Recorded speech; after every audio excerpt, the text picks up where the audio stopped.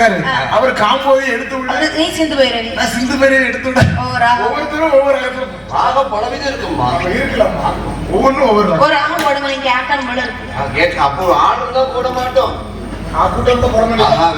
இவ்வளவு இருக்குது 10,000 ஒன்னு எடுத்துட்டு பாருங்க. அழகா இருக்கு. ஆசிரியர் அவளே கொடுக்கணும். சரி. அப்ப கோட்டையை சுத்தி பவனி வருகிறாங்க. கோட்டை வளர்ந்துகிட்டு இருக்க பத்தியா?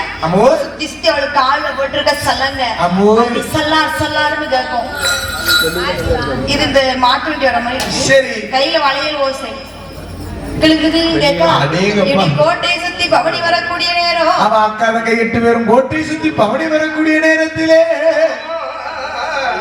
தாய் அவ பவனி வருகிற என்ன செய்கிறா தெரியுமா? என்ன ஆண்டவனாகப்பட்டு சிவபெருமானிடம் என்ன வாங்கிட்டு வந்தா? சரி. சிவலிங்கம். சிவலிங்கங்களை வாங்கி வந்தா. எத்தனை? தாயாகப்பட்ட 30 103 சிவலிங்கத்தை வாங்கிட்டு வந்தா. 103 லிங்கத்தையும் உள்ள வச்சு பூஜை செய்கிறா. சரி. எது உள்ள? கொண்டு வந்திருக்கால கோட்டைக்குள்ள வச்சு பூஜை செய்கிறா. பூஜை செய்யற காரணம் என்ன தெரியுமா? எதுக்கு? சொல்லிருக்காங்க பாரு வசனம். என்ன? கோயில் இல்லாத ஊர்ல குடியிருக்காத, கொலித்த இல்லாத வீட்டுல கல்யாணம் முடியாத. அது ஏன் முடிக்க கூடாது?